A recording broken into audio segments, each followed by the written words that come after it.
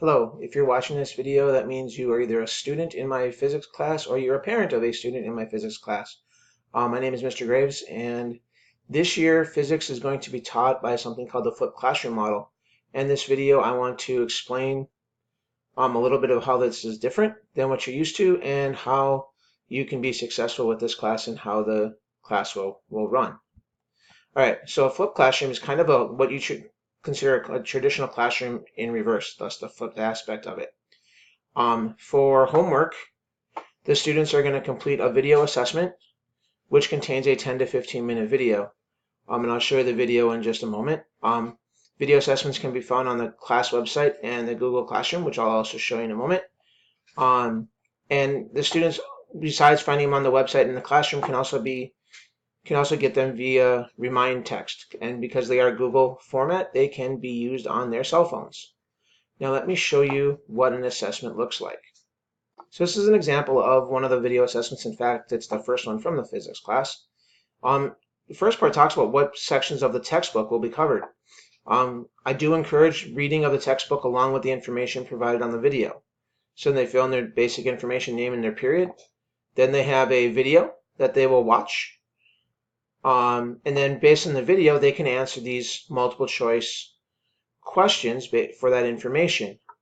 And when they get done with the questions, and here are the questions for this one. When they get done with the questions, there's a submit button.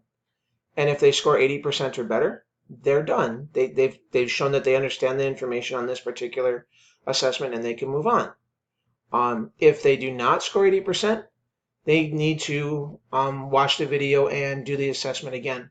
Because in order to take the test at the end of this, and at the end of any particular unit, the students have to score 80% or better on all of their formative assessments.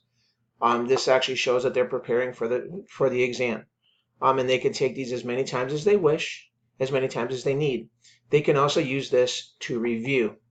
So this is an example of formative assessment. They're going to be seeing a lot of these during the course of the year. Now, on to where they can find them.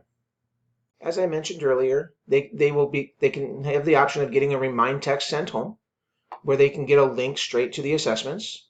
Also, they can find the formative assessments on my assignments portion of my web page. And they will also be able to enroll in a Google Classroom, which will give them links as well. So they will get multiple opportunities to get the links to these assignments. And on my website, there is also a list of assignments, and there is a weekly schedule that will display what we're doing in a particular class and what the homework is. This link will be found on your letter that you are looking at, and you can use this to help talk to your students about what homework is coming up in that particular class. Okay, so as I mentioned, they will answer the questions on the assessment. They have to get 80%, and they can take their assessment as many times as they need to get 80%. The thing is, they have to do that before the exam. Okay, that shows that they're prepared to take the exam, and I don't care how many times they take it. I don't care if it takes them 1 time to do it or 10 times to do it, but they need to show that they're preparing for the exams. There will be the reading is encouraged, as you saw on the top of the formative assessment. All right, so what are we going to do in class? Kind of your traditional homework piece along with labs are done in class. What we'll do is the day after a video is assigned, we will talk about what they saw, what questions they had, what information that they saw, go over the questions that most students got wrong, and answer the questions that they have from the information. From then, we'll go in and we'll start doing work to do practice to try to help the students with what they need to do to make sure that they show what they know about this particular unit. It can be traditional book work, it can be some worksheets, it can be labs, it can be different activities. So it's kind of a reverse piece. So they don't do a whole lot of practice at home. It's more of the video watching and going through the formative assessment pieces. And these also serve as great reviews for tests.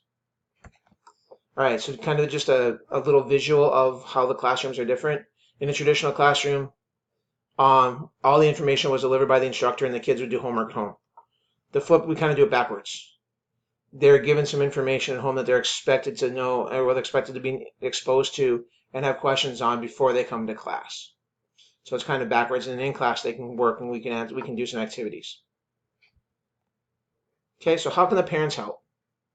Well, easiest way for you to help is to make sure that your kids are actually doing them without distraction. I know that they talk that they can be multitasking, but they really need to focus on these, and they're going to get four to five of these per unit.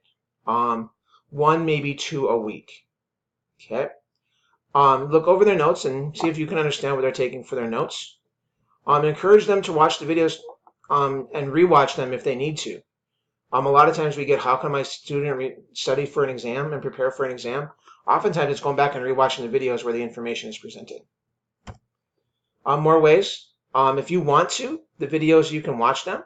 If you want to get my remind text, you feel free to do that, and you can see the links and you can watch the videos as well. Look at the weekly schedule. On the website to see where they're at, to see what they're doing, see what they're working on. Okay, so the best way the kids can actually be successful in this is to watch the videos for understanding. It's not just sit and watch it, listen to it, and move on and be done. And then the big thing is to actively participate in class. That's a big thing for them to do. They need to be able to. They need to participate. They need to do the work in class to help them really understand what's going on. Because I'm a big believer, if you don't understand, ask a question. Okay, it can either be done in class. There's a summary at the very bottom, or they can send me an email. So that's kind of the overview of how the class is going to run. They need to do the formative assessments before they can take the exam. Okay, and they're not, the grade for the formative assessment is just if when they get the 80% on it, then they get a completion score. It's not you got an 80%. That's what goes in the grade book. It's you did it. You get the points for completing it for 80%. So the real point of this is not to pre-record lessons and just point, and to have a video piece instead of a teacher. The real goal is to have the student have information that they're ready to talk about before they come to class. Okay. If you have any questions, please contact me. If you want me, the website is here. Phone number is there. My email address is lee.graves@cnusd.k12.ca.us. I thank you for your time. I look forward to working with your students. And if you have any questions, don't hesitate to contact me. Have a good day.